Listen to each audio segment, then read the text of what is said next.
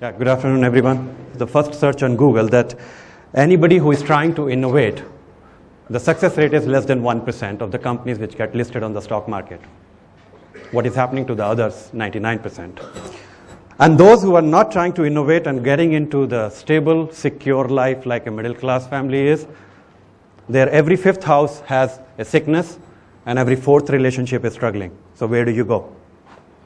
The soul is in crisis. Look at the people who actually made it a success. I call them Musk, which is a mystic, which is always living with the frequency of bliss, but never decoding the experience he has and letting everyone else to come to his frequency of bliss to experience it. An artist is a person who is making that mystical experience, whatever that insight, whatever that idea he has, into his own expression, whether you like it or not. But it is the job of the scientist who decode the algorithm which is there in the mystery, and it solves it. And finally, a technologist who doesn't care. He makes it usable to the common man. And that's where these are the four kind of people who have always been successful. Here the mystique is the people who have actually innovated and have been successful are those four kind of people which I talked about just now. They do get their ideas, their insights from somewhere. Like you, they also get from somewhere. That is where we call it the frequency of bliss. So an artist, a mystic, scientist and technologist. The difference in all of them is a technologist has a job of moving from the frequency of bliss and connecting with the frequency of common man where they can use it. So if you look at it, the job of a mystic is far easier compared to a job of a technologist who has to do this job of making it explainable to the common people. What are the common attributes? What are the common attributes of these people? The common attribute for all these four people who did not have any qualification, none of them went to engineering college, is that they're conscious and they're subconscious. It is integrated. Whether it was founders of the Google who only were obsessed with downloading the entire web, or it was an artist not caring where the money comes from and no one goes hungry. No one goes hungry. So they only did what they knew is an inner calling for them. And they had the strength, unlike you and me, they had the strength to be able to pursue it endlessly because they didn't have plan B. They didn't plan what will happen if they fail. There was no definition of failure in it. The thought of plan B never came to them. And then there's a funny thing which comes, especially from your parents, that why are you taking so much risk with your life? But the problem here is that if life doesn't make sense to you, other than the idea and the inner calling which you are listening to, where is the risk? There is no risk for these four category of people to take because they knew life no other means or ways. And that is why they were successful. So how do we, educated people, can we go there and figure out the code which is the purpose of our life? Or we are some underprivileged children who cannot find out the purpose of our life and we have to continuously work for security, money and our children. There is a plan. There is a code for you. Each one of us are born with that. I want you to look at it. This is a little, if you look at this human design as a God, you would see that these are the 4 or 5 things which are common to your human design. And breathing is the only link between life and mystery. So breathing has to carry out all the code for the purpose of your life, which is specific to you. But how do you use that? Let me show you the relationship of breathing, which I happen to discover. When you push a car, you hold your breath. You apply the force, and you're totally focused on it. By holding the breath, you are able to generate power, concentration, and force. You do the same in sports. When Messi is playing football, in 90 minutes the ball comes to him for 10 times probably, and every time he has the ball for probably less than a minute. He holds his breath, takes the shot, and aims with full power. Singer does the same thing. There's a relationship between holding the breath, power, concentration, and bliss. But there are two things which are naturally given to us. Look at this child crying. When she is in a pain, there are 2-3 things which are happening to this child. She is experiencing pain fully. She holds her breath to the extent that the mother comes and rubs the back so that she should not get choked. And the very next moment she is ready for the next experience by releasing the pain. She holds the breath to release and experience the pain, and next moment she is ready to experience life again. She is ready to take another pain because there is no memory of it. Nothing is retained in the body as a negative experience of the pain. So on the lower side, pain is given to us, and the higher side, sexuality is given to us, where again we go breathless in the moment of bliss, and we have just the experience of it.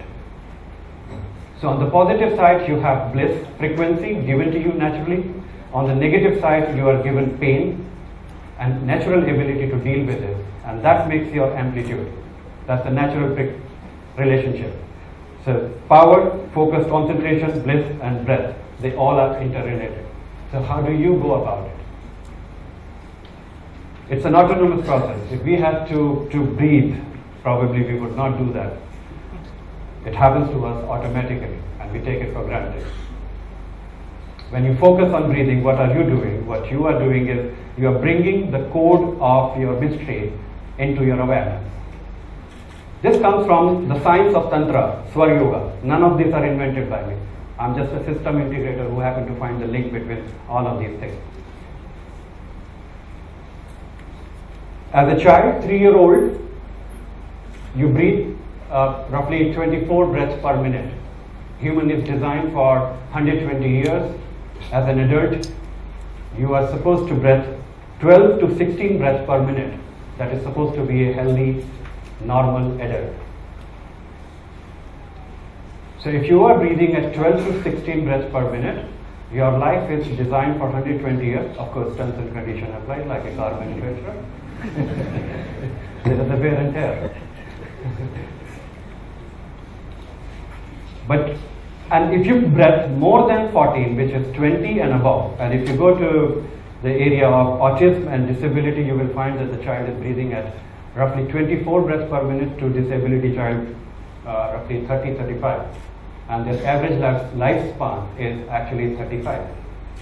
A rat, in comparison to us, is breathing at 60 to 240 breaths per minute,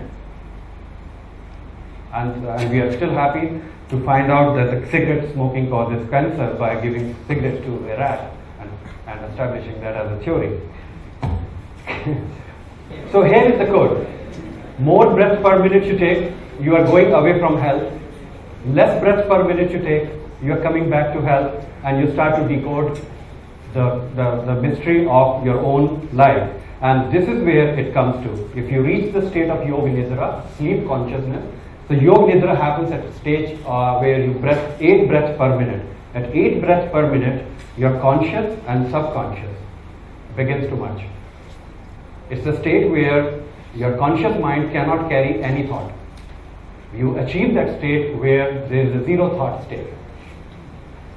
When zero thought happens, that is actually considered the state of meditation where body and your mind are in union with each other. When your body and mind are in union with each other, the spirit, which carries all the emotions and your sanskar, begins to flow in your body and your mind, and that's where the integration happens. That is the stage which happens at 8 breaths per minute. You go further down at 4 breaths per minute, you can actually gain the power of achieving anything which you wish to do in your life. But the problem with 4 breaths per minute is that the moment you reach there, you have no desire left. It's a state of bliss.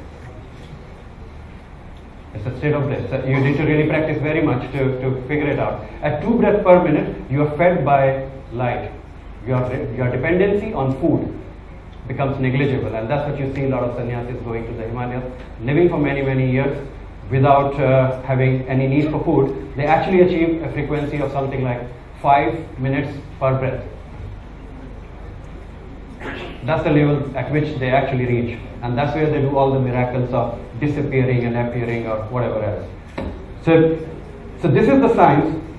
So why do you need to breathe? Why do you need to hold? Why do you need to reach 8 breaths per minute? Is basically because whatever damage you have done to yourself, following the path of security, education, conditioning, and you have gone away from your own inner self, you need to unlearn and come back to this stage. And you do not need to work on consciously trying to get away from anything else. But if you just practice this for 15 minutes, when I was preparing this presentation, I remembered that when I stopped doing everything, I was only doing this job, and then I was put on to what I'm doing today for the last 3 years. I'm in the most blissful state today. Please guys, look at yourself very carefully. It is not important that you have to innovate. Maybe you are already innovating. Many times we have some anger, maybe some kind of a stubbornness, and we think that we must innovate. It's not necessary. A normal, cool job, middle class is perfectly fine to be very innovative about it. Maybe your innovation is how do you enjoy stability, which an entrepreneur or an artist doesn't have that luxury. So find out your code before you start thinking of setting up a company. It's not necessary that everyone has to do that. This blue curve is middle class. What we do actually is with our children, the mistake which we make is, if a child is crying, we say, oh, don't cry. Why? Because I don't have capacity to see you in the pain. And you guys, how many of you have studied power electronics? Right, so I'm coming there. And the upper curve here is, there's a belief which goes on, don't laugh too much, otherwise you will have to cry. Your mother will tell you. So what do they do? They apply power electronics and they clamp you here and here. While the curve is supposed to be this, they clamp you. And very, very soon, gradually, you become from an AC current to a DC current. Because this becomes very short here. Because it has to bounce back. Remember, you are on a planet of duality. We have male and female, we have dark and light, we have good and bad. We have bliss and pain. Each has to pass through you. You try to hold that in your body, obesity comes in and you blame McDonald's for this.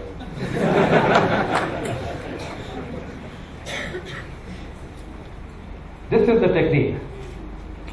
If you want, you can actually uncross your legs, sit straight, try this technique out. I'll take only 3 minutes. Just close your eyes for a minute. Observe your breathing for a second, and rather than actually giving you the text here, I'll let you experience that.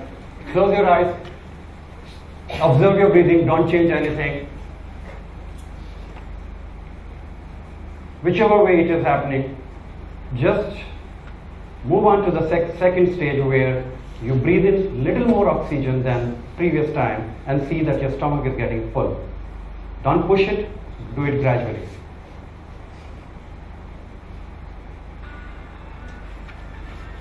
Your only job is to take little more oxygen than previous time, fill it up, and create a rhythm in your body with breathing. Move over to the third stage. I'm doing it a little fast, but you can, it's like a demo case, you know. Start to hold your breath after filling it up fully. After filling it up fully. Hold it for 1 second, 2 seconds, 3 seconds, 5 seconds. Whichever is easy for you.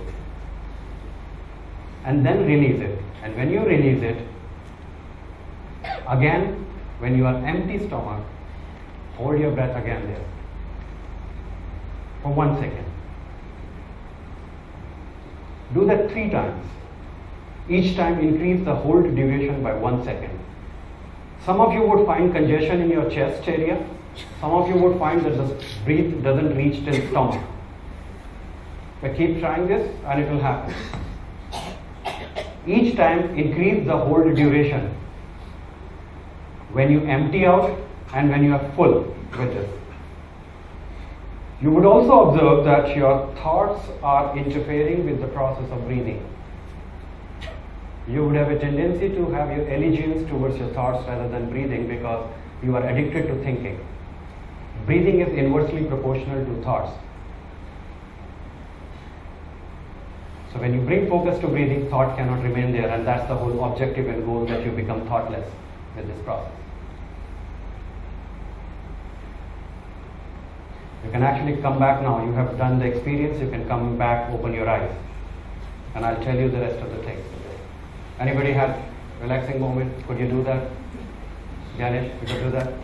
So if you keep increasing the hold duration, what will happen is that you will reach a stage where the body will get into the rhythm, and you will reach a stage. The test of that is, when I say that do it for 42 days, the terms and condition applies, and the terms and condition is that you do it for 10-12 minutes, the body gets into the rhythm, you reach a stage where you forget that you were breathing.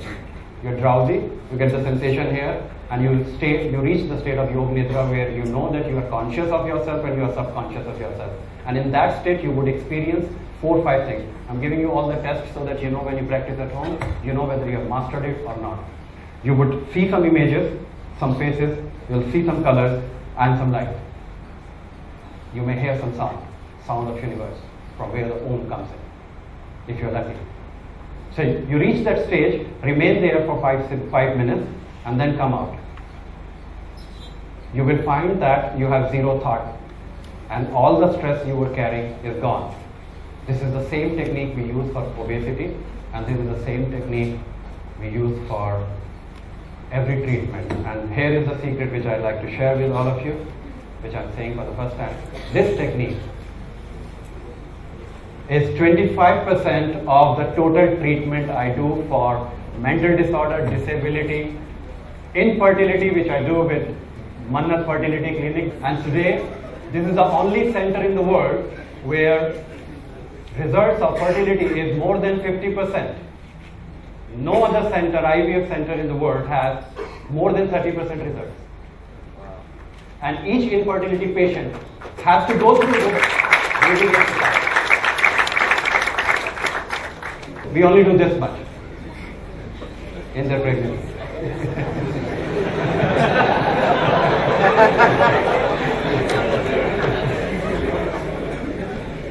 So right from depression to schizophrenia, relationship and sexuality, sex addictions, talented people going into football or cricket, becoming a prodigy. This is the base technique with which I happen to base entire treatment for last 3 years. Thank you, everyone.